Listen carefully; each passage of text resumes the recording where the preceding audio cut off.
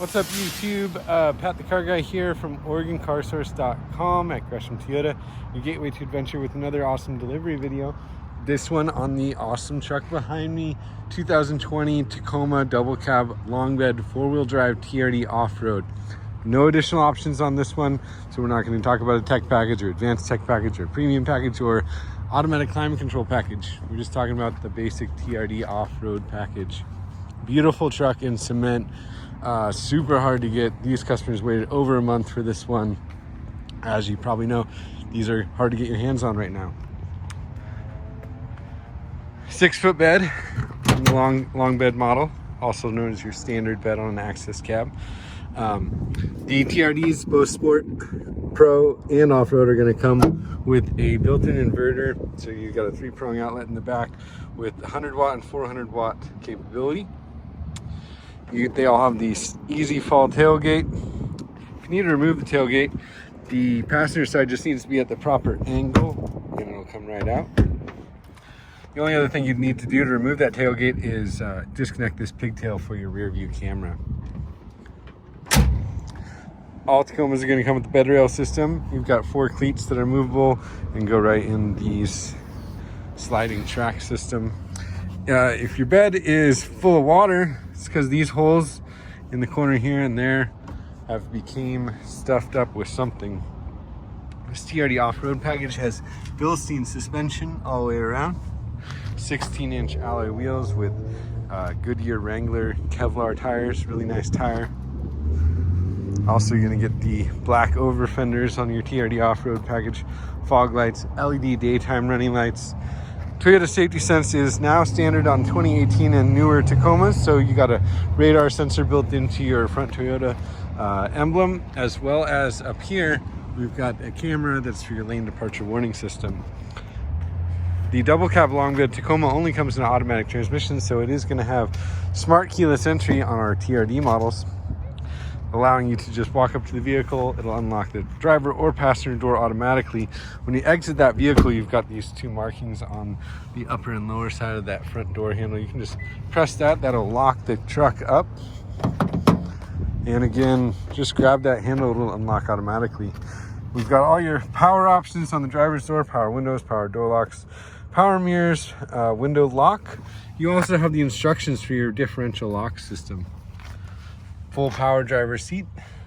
Here is your cargo lamp. So that's going to turn on and off this cargo lamp here in your bed. Traction control off. Here's that switch to turn on that inverter in the back. The truck also has automatic high beams. On the let's step inside.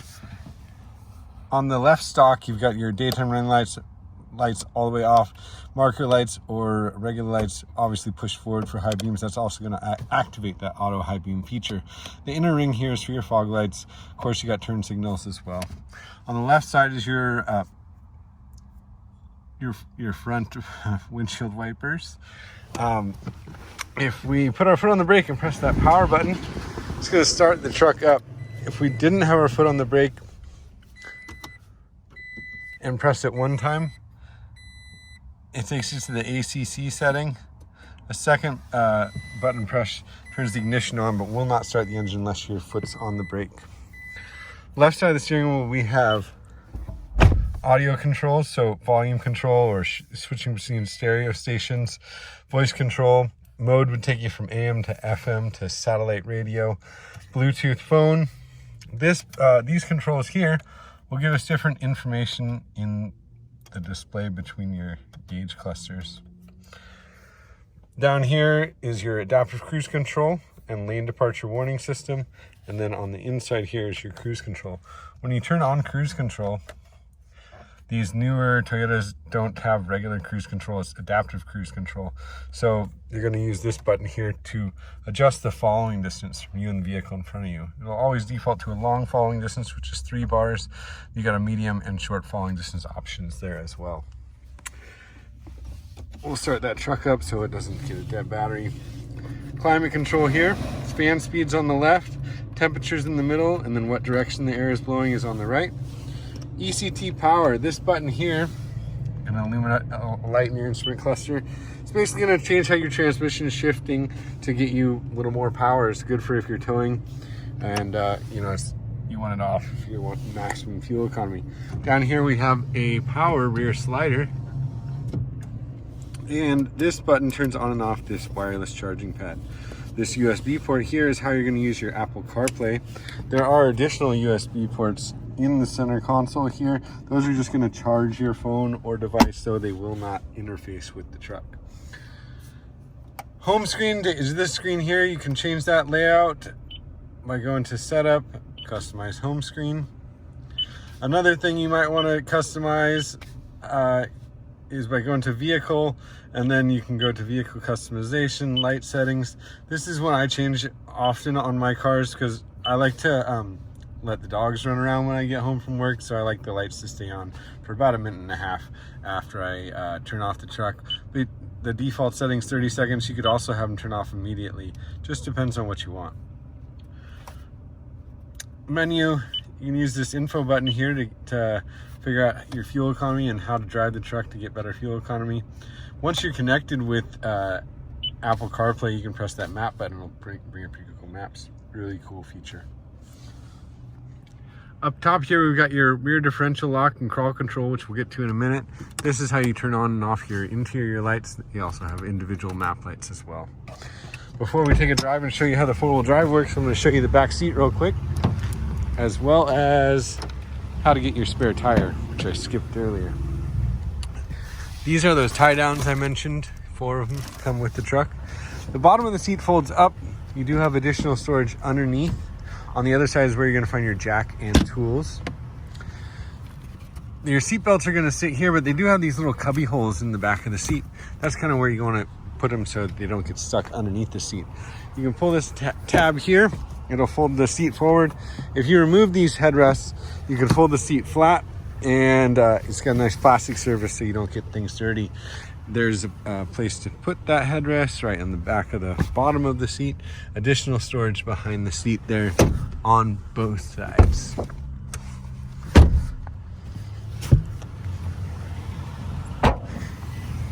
For your spare tire, you're gonna get those tools out on the passenger side, input through here, and it'll drop your spare tire down below. Beautiful looking truck.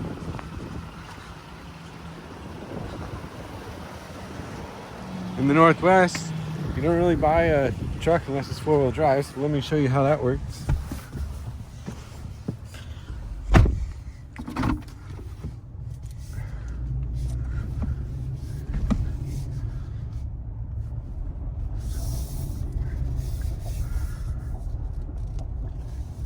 So I'm driving this beautiful brand new truck into our back gravel parking lot, not because I want to get it dirty, just to try and save some wear and tear on the four-wheel drive system that we're about to engage here.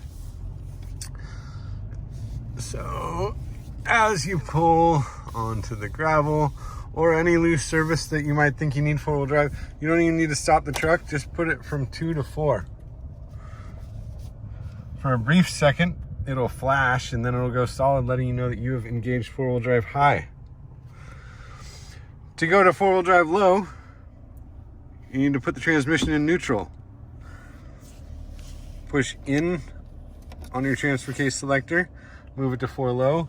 You're gonna notice that a bunch of lights come on. Basically all your safety systems are deactivated when you're in four-wheel drive low. Once that happens, take the transmission from neutral and go back to drive. Of course, make sure the truck's at a full, complete stop when you do this. Now we're in four-wheel drive low. You can tell we're in four-wheel drive low because the truck doesn't go very fast no matter how hard you press on that gas pedal. Also, you can tell because it's going to allow us now to use our rear differential lock if we want.